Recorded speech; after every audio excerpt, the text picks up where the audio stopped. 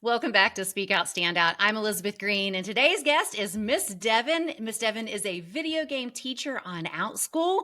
You may be thinking, what is a video game teacher? We're going to talk about that. But the more important thing that we're here to talk about today is how video games, although they may get a bad rap sometimes, can actually have some really strong benefits for our kids, especially when it comes to what we're focused on here, and that's building communication skills and confidence. So, Miss Devyn, thanks for taking your time to be here. And I can't call you Miss Devyn the whole time. I will now, but like now you're just Devyn. That's fine. We can keep it informal. I'll call you Elizabeth. I'm doing great. Just I'm here with my dog. We were just talking about dogs before we came on and, hanging out with Bowser. That's my dog's name. So you can see video games run deep through my soul. Bowser is one of the only like the Super Mario Brothers, right? Obviously that's where that's from.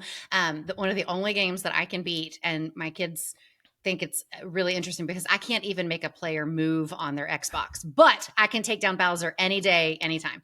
So I love it. I love it. That makes me so happy. So let's start though for people who are not familiar, and in case you've never heard of Outschool, Outschool is a an online marketplace for classes for kids. So you can take classes on there for anything at all, from braiding hair to drawing dragons to playing video games to English, anything at all, right? And so you have a really cool niche on Outschool, Devyn, where you play video games all day, right? Tell us just a little bit about that. So it's interesting because it didn't start out as playing video games. I got my degree in English and creative writing. And something that I've always loved about video games is the storytelling aspect. And so when I initially started teaching on Outschool, I was actually doing a Zelda storytelling class where we would creatively write, for 5 weeks and create our own virtual video game basically on paper. And then that slowly evolved into my students were asking me like, I need help with this level. I can't do this. How do I do this? And I was like, well, I'll make a class and we'll see if anyone comes and we'll play video games together. And the response from parents has been incredible, because what a lot of parents don't realize is that when your child has a hobby and they don't have anywhere to do that hobby, they feel like it's not something that they should be doing. Right? We have things like volleyball clubs, book clubs, chess clubs, but schools don't have after school video game clubs. And so kids come to my classes and they get to, log in virtually. And all of a sudden there's this community of people who are as passionate about it as they are. And I've had so many parents tell me like, my kid has better, communication, social anxiety is down. Their personal stresses are down because they feel like they are accepted in this community. So I'm really excited to talk about how video games do that. Because like you said, most people don't think about video games in that way. Right. We often hear, we think about video games being a drain on the brain and, like you said, and not a social avenue to go down. Or we think about, well, now people can play video games and they can talk with people through the games, and we think stranger danger, right? Like, yes. I think as a parent, video games, usually when that comes to mind, it's the negatives instead of the positives. But you're saying for those of us, myself included, have kids who love to play video games, that we maybe need to change our mindset about this. And it's not just a way to waste time. I like that you used a word. It's a hobby. It's something they're passionate about. And what we really want to know is how this can benefit them. So exactly, because that's so true. Yeah, go ahead. No, I was good. So you said that you see kids and parents come to you and say that their kids have built their communication skills and they're more self-confident. How is that happening just by, playing Mario Kart? So what's something that you love, Elizabeth? Tell me something that you love, that you're passionate about, a hobby, something you like to do, gardening or writing or, I don't know, painting your fingernails, something that you really love to do. Honestly, I think that's the hardest question to ask a mom. Do we have hobbies? Not usually. Okay. But here's one. You're a mom, right? So let's talk about that. As moms, I think a lot of us can relate with that feeling of feeling alone and isolated. I'm doing this by myself. Am I doing this right? Is this the right? We feel this isolated island. I'm also a mom. I have 4 daughters. So I know these feelings, right? Very intimately. And we naturally look for a mom group. We look for other moms that are like-minded, or other moms who can help us with things when we're not sure like what to do when our child keeps wetting the bed, or maybe not sure what to do when our teenager talks back. And so we find that community, and in that community, we find confidence, because more often than not, it's like, hey, I'm actually doing a pretty good job as a mom, right? I'm doing all right. And so with games, it's very much the same. One of the reasons that games have such a negative connotation is because it's a person alone in the dark us isolated. It's the Yeah. isolation that the big problem is, right? And so with classes like these, what's happening is the kids come to class and now they have that community. They have that group of moms, for our metaphor here, where they're like, oh, it's okay for me to know every single Pokemon. It's okay for me to like understand this very specific mechanic about this game. But as they come to class, also, the beautiful thing about a social club is since they aren't alone, they have to learn how to develop those communication skills. So I'll give you an example of my Minecraft class. We just started a new survival world. And anyone who doesn't know anything about Minecraft, here's your crash course to survival. You land in a world and don't die. And you have to build a base. There's monsters coming. You've got to build tools, but you literally have nothing, right? So you're progressing through civilization, through the Stone Age, into the Industrial Revolution, all that kind of stuff. And so I have this group of 7 students, and they all come and they're like, let's go. And I'm like, all right, let's go. How are we going to survive? The monsters are coming tonight. And they're like, I don't know. How are we going to survive? And so I'm like, well, who wants to make a house? And then someone says, oh, I want to make a house. And I said, okay, well, if student one's going to make a house, who's going to bring wood to student one so that he can make the house? Student two's like, oh, I'll make a house. And then student three's like, man, these tools are awful. We need better tools. I'm going to go to the mines and get a better tool for us. I'm like, awesome. You go to the mines, get a better tool. And then I have a student who's like, I'm not afraid of monsters. I'll be the guard, you know? And so they have to communicate, because if they don't, what's going to happen is a monster's going to come. We're all going to die. And then we'll be like, well, that was really sad. Now we got to start over, right? And so those communication skills are so crucial in so many games like that. Communication and collaboration, it seems like. Yes. Like it's not just you playing this game on your own. You're the only person impacted by it. And that is a really cool thing about video games today. And like I said earlier, obviously we think stranger danger, or kids can talk to people we don't know in there, and that's obviously a concern and something we need to be aware of as parents. But one of the beautiful things about, if it's done safely, like in a controlled environment like a class like yours, they can connect with other kids around the world, right? Yeah, and they love it. And yeah, you're absolutely right. You really have to be aware of that stranger danger, because it is real, right? There's no question about it. And there are some games that are more friendly than others, right? And so as a parent, one of my recommendations to parents is just do a little bit of homework. Does the game your child is playing have live chat? Is it text chat? A lot of games you can turn that off. A lot of games, this is why I love the Switch. Most games on the Switch don't even have a voice chat option. There's no way to talk with other people. And so I'm happy letting my daughter play on it. But as parents, it's a really easy thing to just quickly go online and Google, like, can my child voice chat on Minecraft? And you can't. You can't voice chat on Minecraft. There's, text chat. But then if you go on and it's like, okay, can my child voice chat on Fortnite? Yes, they can, but you can also turn it off. And so there's that stranger danger is avoidable. And it's our job as parents to at least be a little bit educated about it. And if you don't know where to start as a parent, that's where I come in as a resource also. Send me a message on Outschool. Is this a good game for my child? Or how can I help my child with this game? Because that's also a big one. So yes, I completely agree with the stranger danger. We got to be vigilant. Absolutely. Yeah. And so I guess I didn't realize too that on Minecraft you can't, that you said there's the text chat, but you can't actually speak to each other. So in class it's different because you all are meeting in a Zoom room, so they can actually communicate verbally with each other while they're playing. Yep. And that's the difference with Outschool. We're in a private Zoom class where only the students that are enrolled in the class are allowed to come. Only children are allowed to come. So it's a very safe space for kids. And we never use like the voice chat on other games or anything like that. We're all in this little bubble, our own little bubble, right? And it's great. It's a wonderful little bubble. I love it. What a fantastic way though to really like to let our kids do something that they're passionate about with people in a safe space, right?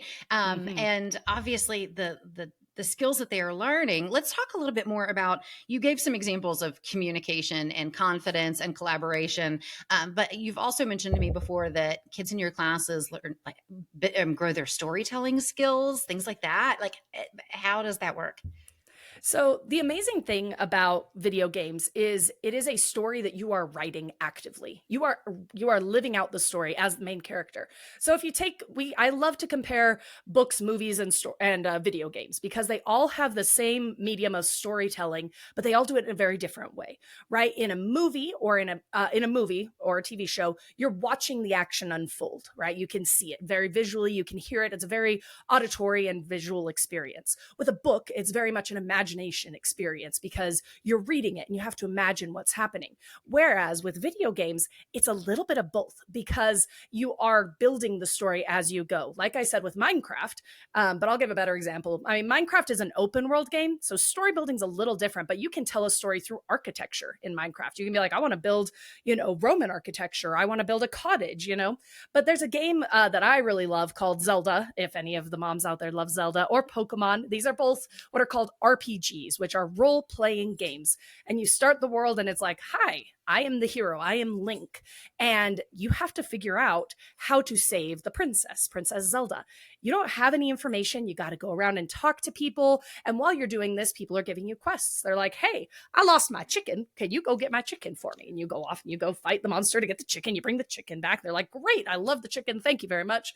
And so you're building this story as you go because a lot of people don't realize the depth of character development and plot development in these stories. A game like Zelda has several cutscenes that tell you what has happened in the past that has led to today and what is going to happen in the future should you fail.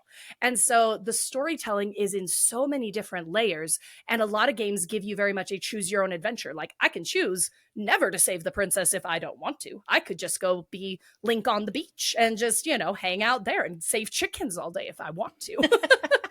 But that's what's so cool is you can develop these stories and these worlds all in a game. Like that is the coolest part about it. I love it so much. I love storytelling in games. That's amazing. Honestly, that's something I'd never thought about when it comes to video games. And it also, you're describing a lot of problem solving too. Yes. Sounds like there's a lot of that. Critical thinking and problem solving is so important in video games. Zelda's a great example. You walk into a room and it's like, okay, you need to achieve X, Y, or Z. You need to get a key, okay? It says the key is on that side of the room and you have these 15 obstacles to get through and all you have is a stick. Get through the obstacles. And so you have to stop. You're like, okay, what are my surroundings? What other resources do I have? Can I climb that? I can't climb it. Oh, but I can swim under it. And so you're thinking on a lot of different levels. Same with like Pokemon. A lot of people don't realize how much math is in Pokemon and strategy because you see it and you're like, oh, it's these little creatures, which I love. But when you go into a battle, it's like, okay, how strong is my Pokemon? How much damage can I do to the other Pokemon? And if I do this, am I going to survive this battle or is my Pokemon going to be knocked out? So critical thinking is such an important part in any kind of video game. Absolutely. And that was actually, you led me right to my next question. Do these, obviously every game's going to be different and the skills learned from these games is not going to be the same across the board, but are we just saying in general though, like pretty much all video games do have good qualities and things they teach our kids? Or are there some that are just like, you're not going to learn anything from that? Every single video game has something that is going to teach your children. I will die on that hill because again, a video game is just a big puzzle. It really, whatever the video game, Minecraft, like I said, it is how are you going to survive the night? With Zelda, it's how are you going to save the princess? With Pokemon, it's how are you going to become the Pokemon master? You can even look at really silly games. Like there's a game called Untitled Goose Game. All you are is a goose causing chaos. That is the entire point of the game. And on surface level, you're like, well, that's a pointless game. But when you start to play it, you realize you're like, okay, my goal as this goose is I need to get the farmer's boot into the mud. But in order to get his boot into the mud, he needs to not be watching me, which means I need to go and make a distraction over there. And then while he's distracted, I'll get the boot and I'll pull it in the mud and then I'll win, right? I'll get the prize or whatever it is. And so even silly games like that, there's so much problem solving involved. It's really astonishing, honestly. Yeah, it is. I mean, you're kind of blowing my mind in thinking about that and thinking about some games that my kids play that I have viewed as honestly a waste of time, right? Mm-hmm. A waste of mental energy or whatever. But it's really, that's not the case depending on how we want to look at it. So, oh my goodness, speaking of mental energy, my next question just flew out of my head. It literally just flew out of my head. You're fine. While you're thinking of it, I'll give you another really good example of how games are really helping our children with their very, very tangible education. Those core courses like English and math and such. So, most games don't have any audio to them, it is all subtitles. And so, you think about a game like Pokemon, there are no voice actors. There's nothing like at all. Absolutely nothing. And so, as a character, you come in and it's all text and you have to read the text. And it's very quickly becomes a life or death kind of feeling because you have a Pokemon in a battle. You have one move that's Thunder Shock and one move that's Thunder Wave. Thunder Shock is going to kill the Pokemon, and Thunder Wave is not. And so you kind of have to, like, kids very quickly learn, okay, that has an S and an SH. That's a that's Thunder Shock. Or this one has a what? That's Wave. Okay, I want Thunder Shock, because I'll tell you this, as a child, I played Pokemon when I was like 8 years old, and yeah, I could read by then, but I wasn't great at it, but very quickly when I was playing Pokemon, I got very good at reading. And then I put those into real life practice. Now all of a sudden I saw Thunder Wave, saw that W, and now when I'm reading a book and I see the W, I'm like, oh, that's the same one. But in a game, the stakes are higher, right? It's like, if I don't win, I'm dead. So that's a very tangible way for kids to get better at reading, is by playing video games. And it's interesting, I mean, because we know as teachers and in the education field, we know that kids learn better if it's something that they're interested in. And so Yes. having a kid sit down and read a book about a subject that they're not really interested in versus reading something like you said, and in a situation where it's a little bit more high stakes, it's a little bit more energetic and everything, they Mm-hmm. can definitely see the benefits. So you reminded me of what I was going to ask you about. And this is another thing that we've been talking about a lot in the education world, and the importance of, or the value of, gamification in classes and in education. And if you've not heard this before, it's just the idea of turning learning into some sort of game. Because what kid doesn't want to play a game, right? And What if we flip adult doesn't want to play a education, game too, right? right, exactly, right? The way that we present the same exact information, it's all in the way it's presented as to whether or not the kid's going to absorb it, enjoy it, want to do more of it. And so Mm-hmm. when you're tying these things into something that is their favorite hobby anyways, it seems like this is a win-win. Absolutely. And so I also, before I was teaching mostly social clubs, I taught Spanish classes on Outschool. And I did Pokemon Spanish classes. And we would do things like, Pikachu es azul. Instead of like the banana is yellow, we'd say Pikachu is yellow. It's the exact same thing. But kids see a picture of Pikachu and they're like, Pikachu is amarillo. He's amarillo, mom. This is the color of the Pikachu. Like, it's exciting, right? Whereas Yeah. if it's like a banana, they're like, that's a banana, whatever, right? Right. And so what a lot of people will do too, as they are learning languages, is they will put their favorite games into that foreign language. So a game like Zelda does have voice acting, and I have a good friend who speaks Japanese, and she loves having it in Japanese so that when they're speaking together, she can hear the Japanese and everything like that. And then all the text is in English, but the story part is in Japanese. And so there really are, like, gamification is huge, and we see it even, like I said, as adults. When we look at different things, we try and find fun ways to do chores, right? Or fun ways to do this boring thing. That's really all gamification is. Yeah, that's amazing. Well, you've talked about like a lot of different qualities. Did we miss anything? Anything else? I mean, honestly, you're really changing my mindset on video games. I know my kids are going to be ecstatic about that. But did we miss any other benefits that you feel like our kids are absorbing and we maybe just aren't aware of? I think the biggest one, and we've touched on this, but I do want to reiterate it because it's so important. I will tell you, when I was younger, I was the only person in my family who played video games, right? My parents were fine with it. Like, they let me play and it wasn't a big deal, but I was alone in my video game love. Okay. I was alone. And so as I got older and I found people who like to play video games, it was very hard for me to be like, open about how much I love video games. I would always tamper it down a little bit, right? Not get too excited about it. And I think we've all felt that about different things. So it's like, yeah, oh yeah, I know a little bit about Pokemon, not a lot, right? Because I was worried about how people would judge me. And so as a child, I think it is just so important to foster that, because like I said, the self-confidence that someone feels when it's like, and especially when adult validates it, that's what a lot of my students' parents have told me, is they're like, having you validate this interest in my child and giving them a role model makes them feel like it's okay to like it, which it is. It is okay to like it, but it does need to be done in the right way. Like we've talked about, safety from strangers, building that community, all of those different things you do have to be aware of as an adult with children. But there's just so much good that can come from games. And my goal really is to help people understand that games are not the enemy. It's really not. They are such an amazing tool, and they're just great. I love them. And I wanted to reiterate and add on to what you just said about having another adult outside of your family really compliment and boost confidence in your kid and something that they enjoy. That is one of the huge things that we see in our classes too. We teach public speaking and debate, and all they want and all it takes really for them to walk out of there with a huge smile on their face is feeling like they're listened to by, and Exactly. especially by another adult, and validated Mm-hmm. in their thoughts. And so I was just going to throw out just a little tip too on the communication side. This is something that I need to keep in mind more.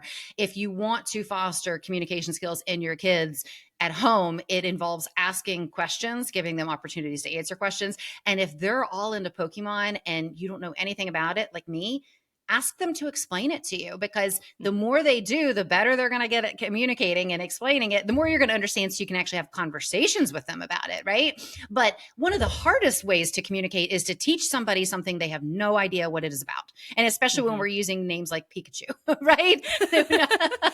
So Exactly. encouraging your children to, I mean, ask them questions, and then sometimes, if you're not interested in it, that's okay, but at least pretend, right? Ask questions and then listen Exactly. to what they Exactly. say. Give them a chance at it, right? Like my daughter, she's a gamer. She's 10, and all weekend she's like, "Mom, will you play Fortnite with me? Mom, will you play Fortnite with me?" I've never played Fortnite. I'm not good at Fortnite. So I was kind of like, all right, here we go. We're going to play Fortnite. And her attitude the entire day changed. So also, yeah, ask your kids questions, let them ask you questions. Sit down. If you can play with them, like you said, Elizabeth, play Mario with them, play Zelda. Not all games you can, it's one player, but let them teach you about their passion, and they just will light up. I was shocked because me and my daughter play video games all the time, but usually I pick the video game. Oh, But she yeah. was like, "I really want to play Fortnite." And I was like, "Okay, here we go." And we played for hours together, just me and her, just me and her. And then afterwards, she was just on cloud nine because she had gotten to share that with me, and it changed her whole attitude. So yes, absolutely. Ask your kids questions about Pokemon or Zelda or Minecraft. And even if you don't understand it, it's okay. It's all right. Then sit down and say, "Show me what you were talking about. What's a creeper? Oh, that creeper Yeah. just exploded your base." And then you get to connect with your child on a different level also. Yeah, I love it. And Devyn, it's clear you are so passionate about this, and such an amazing, I know on a personal level, we've discussed this too, like how cool it is that you have a career of playing video games, right? Like that's like every kid's dream, right? To grow up and like live off, have a livelihood of playing video games. Kids all over want to be able to do this, and you've done it, but it's very clear that it's your passion and not just the games, obviously, but the kids. So um, Absolutely. love that you're making a big difference, and thank you for shedding some light into this world, because like I said, hopefully me myself, if it's just me, I have definitely learned a lot, and puts video games, like I said, in a different light. So, and before we go though, I know you said stranger danger is real, right? Being aware. Do Yes. you have any other tips or things that you recommend to parents before just saying, oh yeah, you can play that game, you can play that, you can play whatever, just buying consoles? What do you have any other tips for making sure we're doing it in a way that is protecting and benefiting our kids with the things we've talked about? My first tip is when your child has a new game, um, have them take the headphones off. As parents, sometimes it's nice for them to put the headphones on and just let them play and have some quiet in our house, right? Yeah. But when it's a new game, take the headphones off and listen to what's happening, because some communities are naturally more adults and they have more adult speech, whereas other ones are more child friendly and have more children playing. But that doesn't mean just because more children are playing it's safe, or that your Right. child won't be hearing foul language or be cyberbullied or anything like that. So that's my first tip, is have your kiddo take the headphones off at least the first couple times they play, so that you can listen in. My second tip is do a little bit of research, right? Look into it. Say, put in the game that you're curious about and see what other parents are saying about it. But more importantly, see what other gamers are saying about it and other gamers in the community. And it's real easy if you just Google it. Reddit is a great resource for gamers, right? So that would be my second one. Another one is a very popular app for gamers to use is called Discord. And it's amazing because you can connect with people and talk to people, but it is a private space. And so if your child is on Discord, I think a lot of a lot of teens are on Discord because that's how you create like the virtual Zoom room that I'm talking about. If you're not in a video game class, you can go on Discord and create that. So check out those communities on your child's Discord. Make sure that there's not anything happening there that is unsafe also. Um, those are my main suggestions though, but just being aware, educate yourself a little bit, because just because you don't know about video games, just because you don't understand what's happening in a video game, you can understand what's happening in a community as a parent. And I think that's Yeah. the biggest thing that we can do. Absolutely. Well, fantastic advice. And Devyn, again, tell everybody. I know you've mentioned a couple of the games that you offer through Outschool, but you offer lots of different games that pretty much any interest, right? Tell us a little bit Yes. more about where we can find you if anybody's interested in checking out your classes. Yeah, absolutely. So outschool.com. And then if you type in Miss Devyn, MissDevyn, you'll find Miss Devyn's Video Game Universe. That's our company. And it's me and my group of teachers who are all as passionate about games as I am. They have all played games their whole live long lives, just like I have. And we have everything. Like, we seriously have all of the games. And if we don't have it, let us know and we will add it, because I can almost guarantee one of my teachers loves that game. And if not, I will find someone who does. But yep, Outschool, Miss Devyn. I'm not hard to find. Devyn with a Y. That's the tricky part. You got to get the Y in there. Awesome. Well, we will make sure we link to that in the show notes right below. So you can certainly go check out Miss Devyn and all of the classes that she has to offer. Again, thank you for your insight, sharing your passion with us. This was a great conversation. And I am sure you're going to get some interest in what you have to offer, and hopefully help some parents like me change our mindset a little bit about the idea of video games. Absolutely. Thanks for having me. It was awesome.